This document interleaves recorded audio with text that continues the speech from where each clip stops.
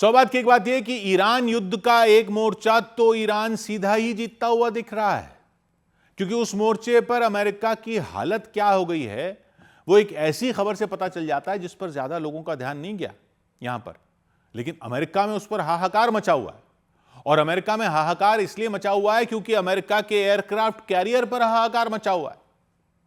ये तो लोग जानते हैं कि अमेरिका ने अपना युद्धपोत USS Abraham Lincoln straight of Hormuz के बाहर तैनात कर रखा है। एयरक्राफ्ट कैरियर है वो यूएसएस एब्राहम लिंकन।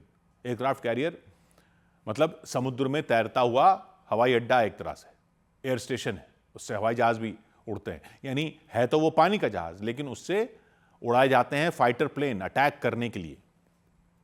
तो जहां पर एयरबेस नहीं होते हैं उसके उन देशों के पास समुद्र में एयरक्राफ्ट कैरियर ले जाकर अटैक किया जाता है। तो हाहाकार वहां पर क्यों मचा हुआ है? लेकिन हाहाकार इसलिए मचा हुआ है क्योंकि इस यूएसएस एब्राहम लिंकन से खबरें आ रही हैं कि अमेरिका के नौसैनिक समुद्र में कूदकर खुदकुशी करने की कोशिश तक कर चुके हैं वहां।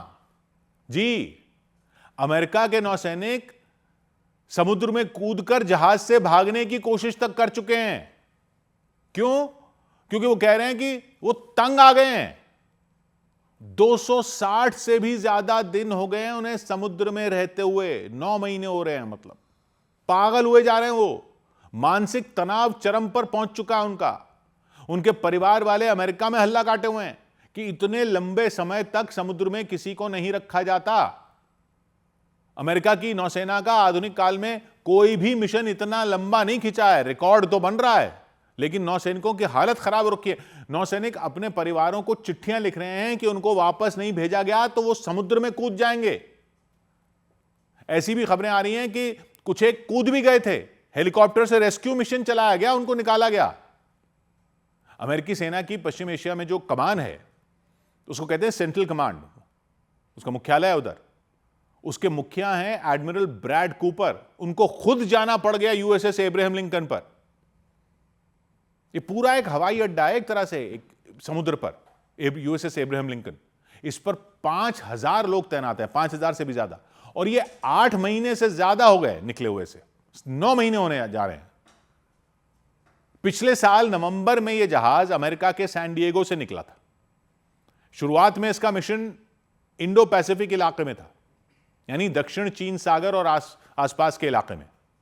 तो यह अमेरिका से उधर आया था, ये इस तरफ से नहीं आया था, वो उस तरफ से आया था।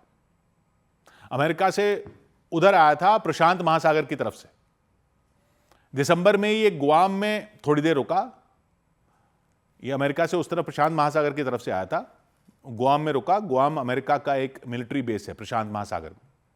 फिर ये दक्षिण चीन सागर में ऑपरेशन करता रहा। फिर इस साल जनवरी में ईरान के साथ तनाव बढ़ गया था, तो इसको पश्चिम एशिया की तरफ मोड़ दिया गया था। और तब से यह अरब सागर और आसपास के इलाके में ईरान के खिलाफ अमेरिकी ऑपरेशन में लगा हुआ है। और अब 260 से ज्यादा दिन हो चुके हैं, यानी 9 महीने होने को आ रहे हैं, और इस पर तैनात लोगों ने तब से जमीन नहीं देखी है। जमीन नहीं देखी, यानी एक तरह से ईरान के खिलाफ युद्ध में अमेरिका ने अपने ही लोगों को एक तरह से बंदी बनाकर रखा हुआ। ये अपने ही एक प्रिजनर ऑफ वॉर होते हैं, इन्होंने अपने ही प्रिजनर बना रखे वॉर में। अमेरिका में इस पर रोष बढ़ता जा रहा है। ट्रंप नहीं मान रहे, उनके रक्षा मंत्री नहीं मान रहे, लेकिन खबरें ये आ रही हैं कि यूएसएस एब्राहम लिंकन की जगह लेने के लिए यूएसएस जॉर्ज वॉशिंगटन को भेजना पड़ रहा है, और भेजा जा रहा है, क्योंकि एब्राहम लिंकन पर हालात खराब हो चुके हैं। हालत खराब हो चुकी है लोगों की। लगभग 5000 लोगों का छोटा सा शहर समझ लीजिए इसको।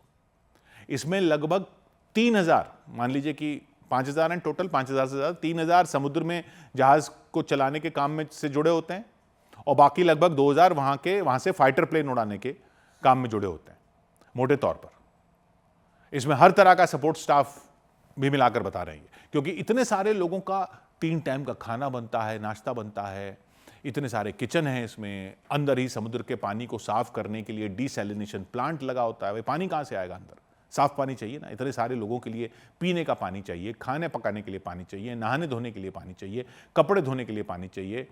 साफ पानी देना ही अपने आप में एक ऑपरेशन है जहाज पर। फिर अंदर ही एक पूरा अस्पताल है, अंदर ही शॉपिंग सेंटर है, कई तरह के जिम है, लाइब्रेरी है, क्लब है, सिनेमा हॉल है, वाईफाई है, इंटरनेट है, सब कुछ है। लेकिन है तो एक तरह से कैद ही ना समुद्र पर। कुछ महीने, कुछ हफ्ते, कुछ महीने तक चलता है, लेकिन 9 महीने होने को आ रहे हैं। दिमाग खराब हो रहा है सबका समुद्र ही समुद्र देखकर। ड्यूटी खत्म होने पर भी तो कहीं नहीं जा सकते। ड्यूटी खत्म ही रहना तो वही है, उसी जहाज पर रहना पड़ता है। आपने 8 घंटे की 9 घंटे की ड्यूटी कर ली, उसके बाद फिर वही। 3 फुटबॉल के मैदानों जितना बड़ा जहाज है, इतना बड़ा है, 3 फुटबॉल के मैदान जितना बड़ा। लेकिन 9 महीने भी तो होगा, अब तो सारा देख लिया लोगों ने। 5-6 महीने तक तो नौसैनिक झेल लेते हैं, लेकिन ये जो आधुनिक जंगों के इतिहास का रिकॉर्ड बना दिया है इसने, इतने दिन समुद्र में रहकर, इसके लिए तो इस पर तैनात सैनिक तैयार ही नहीं थे। और ईरान भी अच्छी तरह समझ रहा है, ईरान भी अच्छी तरह जानता है कि अमेरिका के सैनिकों का क्या हाल हुए जा रहा है। वो खेले जा रहा है, वो खींचे जा रहा है, खींचे जा रहा है, जंग को खींचे जा रहा है, खींचे जा रहा है, बातचीत को खींचे जा रहा है। अब दूसरा एयरक्राफ्ट कैरियर इसकी जगह लेने जा तो रहा है, लेकिन ईरान की तो जीत पर जीत हुए जा रही है ना इससे। सैनिकों के परिवार तो बता रहे हैं कि जहाज पर ताजा खाना ही कम पड़ गया है, दूध उन्होंने महीनों से देखा नहीं है, मीट पुराना हो चुका है, कई बार खराब आ जाता है, टॉयलेट कई चोक हो चुके हैं, शावर में फफूंद लग गई है, गर्म पानी नहीं मिल रहा है कई कई दिनों तक सैनिकों को, कपड़े नहीं धो पा रहे हैं, कई कई दिन तक उनको पहन रहे हैं, साबुन खत्म हो रहा है, टूथपेस्ट खत्म हो रहा है, घर से भेजा गया सामान नहीं पहुंच पा रहा है। काम के घंटों के बाद भी थकान नहीं जा रही है, क्योंकि उसी जहाज को देख देख कर ऊब चुके हैं सैनिक और मानसिक तनाव बढ़ गया है। कुछ रिपोर्ट बता रही हैं कि कुछ सैनिकों ने जहाज से कूदने तक की कोशिश की थी, उनके साथियों ने उन्हें रोका। एक नौसैनिक तो कूद गया था, उसको बचाया गया ऑपरेशन चलाकर। अमेरिकी सेना इन खबरों को भ्रामक बता रही है, लेकिन खारिज वो भी नहीं कर पा रही है। अब तो अमेरिका की संसद के कई सदस्यों ने जवाब मांग लिए सेना से, जांच की मांग की है कि क्या खबरें आ रही हैं, क्योंकि सैनिकों के परिवारों में पैनिक मचा हुआ है। अमेरिका के सैनिकों के शरीर और दिमाग दोनों पर असर पड़ रहा है। लगातार चलते इंजन की आवाज के आदी तो वो होते हैं, लेकिन अब हद पार हो चुकी है। नींद ठीक से नहीं मिल पा रही उनको, क्योंकि इंजन की आवाज तो है ही, विमानों का शोर लगातार बना हुआ है, बमबारी हो रही है। ये मत भूलिए, जंग तो चली रही है ना, ये कोई शांति के टाइम की ड्यूटी नहीं है, पहरे की ड्यूटी है, दिन रात चलती रहती है। धूप कम लगने से शरीर में विटामिन डी कम हो जाता है, जगह कम होती है, अंदर सोने की जगह कम होती है, लगातार काम करने से थकान बढ़ती जाती है। जिम वगैरह सब है, लेकिन शरीर कभी कभी कमजोर महसूस करता है। कुछ ना भी हो तब भी दिमाग पर सबसे ज्यादा असर पड़ता है। घर परिवार से दूर एक ही जगह पर महीने दर महीने रहते जा रहे हैं। अनिश्चितता है, पता ही नहीं चल रहा जंग कब खत्म होगी। तनाव जो है वो धीरे धीरे थकावट, चिड़चिड़ापन, उदासी, बेचैनी पैदा कर रहा है। सैनिक इन सब बातों की आदत डाल लेते हैं, मजबूत भी बन जाते हैं, उनकी ट्रेनिंग भी होती है, लेकिन हर चीज की एक सीमा होती है। वो सीमा कह रहे हैं क्रॉस हो रही है। 200-250 दिन लगातार समुद्र में रहने के बाद शरीर और मन दोनों थक जाते हैं, और इनके तो 9 महीने होने को आ रहे हैं। ईरान ने अमेरिका को छका भी दिया है और थका भी दिया है। 100 बात की एक बात।